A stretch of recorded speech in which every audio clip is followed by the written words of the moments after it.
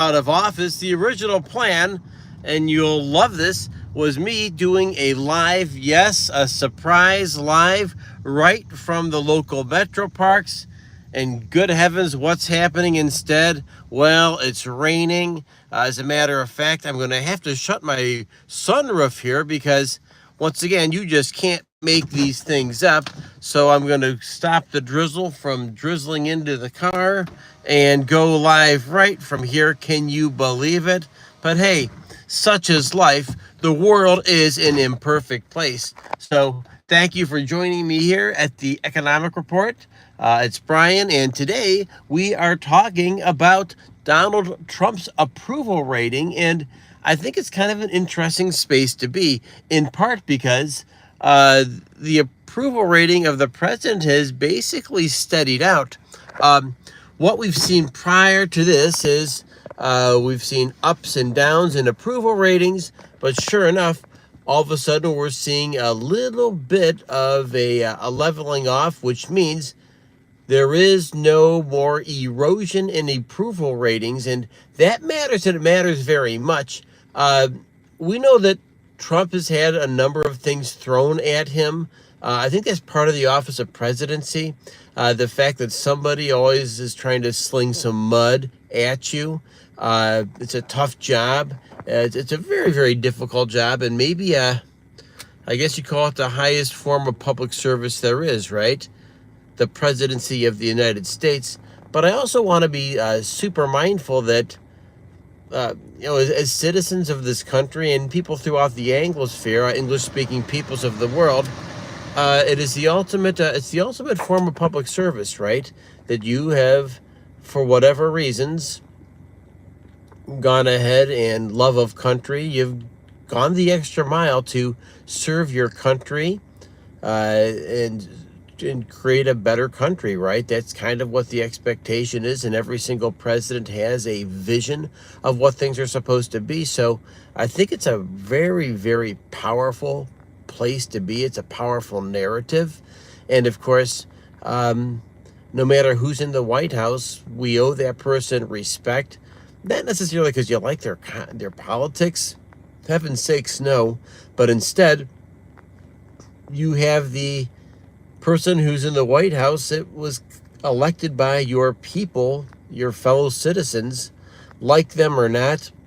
Extremely, extremely important to recognize that this really is our country. You know, I was just listening to a podcast on the American Revolution, and boy, you talk about what a desperate fight it was to get our own country. Hey, Chloe, glad to have you here. Okay. Mr. Purple, glad to have you here. Welcome. I think I saw Matt there. Welcome, or man, welcome. Glad to see you here at the Economic Report. I'm Brian, and of course, we're talking about some really important things here today. We're talking about the approval rating of the president, but boy, oh boy, it's a little bit deeper than that, right? So, we fought desperately for our own independent country 249 years ago, and now the big question was, can man self-govern himself, right? And this experiment that you call the United States of America is an ongoing thing. Well, there we go. The South Park watchers, yeah, there's some humor on that show, and there's some stuff that's a bit, dare we say, off color. Is that a good way to put it? But I really appreciate you guys being here. Invite others to the chat. Make sure that they are, you think they should be here. Go ahead and invite them. It's actually a thumbs up from you. And Chloe, hi, how are you? Good to have you here. Make sure you are liked and subscribed, because you can join me. Yes, you can join me in these live sessions here. My original intention was to go ahead and do things live from the park. It started raining here, and I wasn't about to take my podcast outside in the rain and get my recording equipment all wet, and of course have a crummy show. So we're here from the park instead. Really nice metro parks here, but it's a nice change in venue, right? yeah, my typical studio or the front porch, but here we are inside the porch. Hey, it looks like the weather is breaking here. Maybe we'll take this thing outside for no other reason than just to talk for a few minutes and give you maybe a little bit of a different background.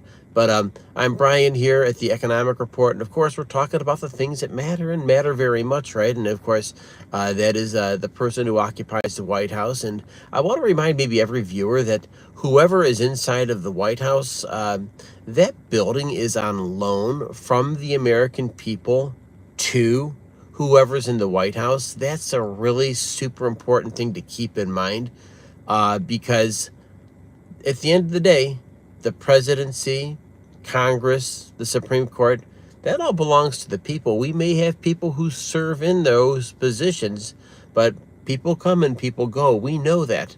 And so I think it's a desperately important thing to keep in mind. The Congress, the White House, the Supreme Court, they are all on loan by the American people. And another election comes up, we go ahead and have a conversation, a war of words and a war of ideas. And from there, we go ahead and we make decisions about who the next person is in the White House. That's just kind of how things operate. And you know what? The president's approval ratings doing pretty well right now. In spite of a lot of mud that's being slung at him. Of course, the Epstein files are thrown out there as maybe a legitimate issue, maybe a red herring to derail some of his other political actions that are taking place.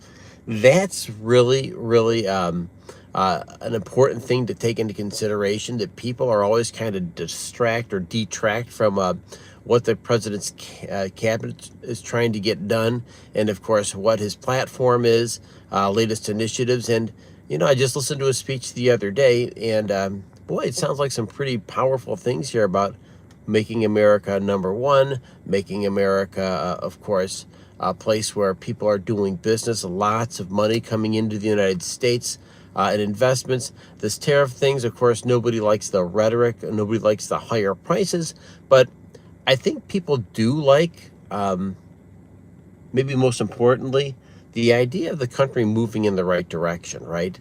And while wherever your politics lie, maybe you do feel that way, maybe you don't, maybe you feel as though the country's completely off the rails. I'd argue that movement is really, really important. And of course, knowing that you have a brighter future ahead, I think, is one of the themes that people really are super attracted to when it comes to economics, right? One of the keys, to leading and moving people in the right direction is having some clarity about, hey, what does the future self, what does your future country, what are the future prospects of your nation, right? And part of what the president's job to do is to go out and lay out a narrative for making something bigger, more powerful, and a brighter future ahead, right? So I guess you'd say that the presidency is the ultimate, and I do mean the ultimate form of a public service. Sure, there's other things out there, of course. There's things like the military, serving as a teacher, any other forms of government service. Make no question about it, when you're serving the public, there ain't no doubt about it, you are most definitely answering a higher calling. But I'd also would argue that the presidency, without a doubt, you are under the microscope, let alone maybe they're on a, boy, what would you say? You'd probably say you're in the fishbowl and everybody's staring at you and what you do and how you do it. So very, very powerful stuff here. Hey, I think the weather broke here. Maybe I can get us outside for a few minutes here for this video cast, because I think that you'll like the background here. What it is just something a little bit different, right? And so if we're able to do that, oops, turn off the lights. I don't know about you, but I always drive with my lights on. Part of the reason I drive with my lights on, real simple. All kinds of studies out there saying that if you drive with your lights on, you have a lower probability of getting hit or get into an accident. So kind of a cool thought here. So, hey, I'll tell you what. I think I found a nice place here to finish off the cast. If you look behind me, some pretty amazing flowers that are in bloom right here up at the parks. So I thought I'd throw that out there for you as part of this. I smell pig. Well, Tyrone, duh, don't be that person, Tyrone. We shouldn't have pig at all. And of course, Chloe, hello again. Thanks for joining me. But with that, I want to remind you of a couple important things that, who knows what the good Lord has in store for the White House, but the narrative is really important. It's one thing that the president seems to really kind of control, is the fact that there is, oh, pig tastes wonderful.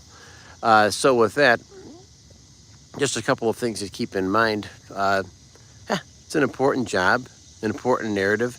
One thing the president is able to do is to go out and lay out a case for what the future of America looks like. And I think that's one thing that the president seems to have right now is maybe people believing, people thinking about what the future looks like and having a little bit more faith. And when you have some faith about maybe a more positive outlook, you're in good shape. You know, that's kind of what the narrative is, right? You control the narrative instead of letting the narrative control you.